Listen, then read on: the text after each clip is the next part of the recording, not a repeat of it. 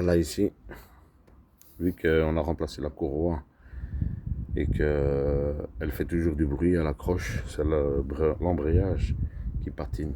Donc ce que je vais faire, c'est démonter le cache ici et enlever la cloche d'embrayage et la poncer et la nettoyer au nettoyant frein.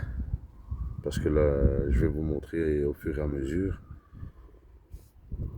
On commence d'abord par démonter ici. Vous avez un petit écrou à laine. Et puis ici du 10, il y en a 3. 2 et 3. Et puis après, on enlève le cache qui est ici. Et après, au fur et à mesure, je vous montrerai pour une vidéo sur comment nettoyer la cloche d'embrayage d'une Honda Forza. Donc voilà, une fois que vous avez enlevé le cache, vous avez ça ici. C'est la partie du carter. Et ici, vous avez 1, 2, 3, 4, 5, 6, 7, 8, 9, 10 et 2 longues. Une qui vient ici dans le trou et celle-ci. Et vous allez les voir que ceux qui sont là ont plus ou moins la même taille et celles-ci sont de différentes tailles.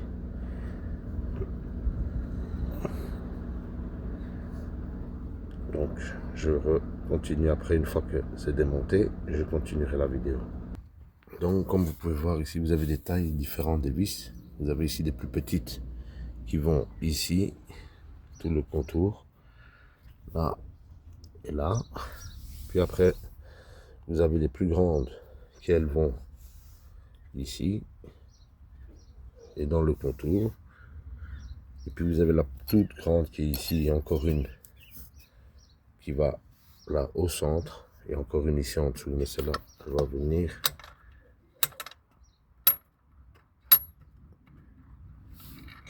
Voilà, ça c'est la deuxième grande. Les deux grandes ont une ici et une ici. Et normalement, le carter il vient tout seul.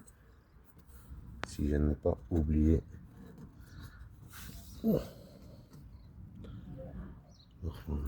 Ah, il y en a encore une que j'ai oublié.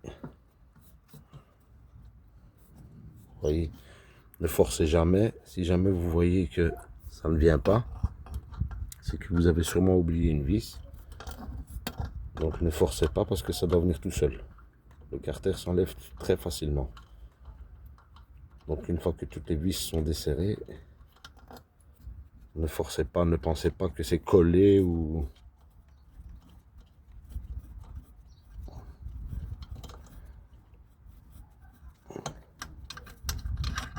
Et celle-ci, c'est la même, comme celle-là. Et là, vous voyez, il vient tout seul. Et ici, comme vous pouvez voir, il y a un guide pour mettre. Là, c'est du 19. Et après, il faudra juste... Parce que ça a subi un glaçage et ça fait du bruit au démarrage. Comme vous pouvez le constater, la courroie est neuve.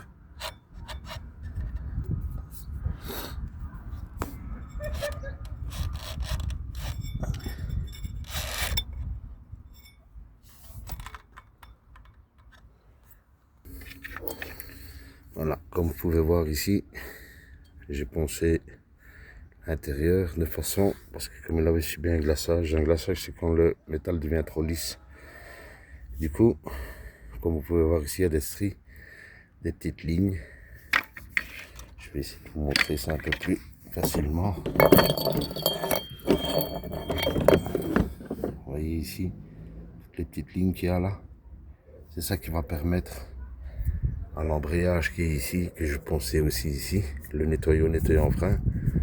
Le poncer parce qu'il a subi un glaçage. Vous voyez que c'est brillant et ça doit être plus mat. Le nettoyer en nettoyant frein, bien le nettoyer, bien nettoyer la cloche, bien poncer les patins qui sont là et puis tout remonter. Et là vous avez le vario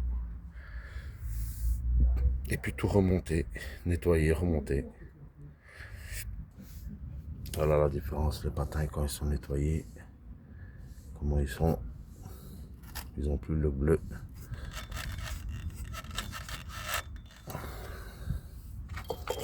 Et le disque et le tambour aussi qui est nettoyé.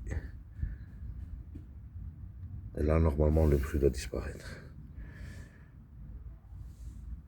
Et la prochaine vidéo, ça va être le Vario mal aussi qui va être remplacé.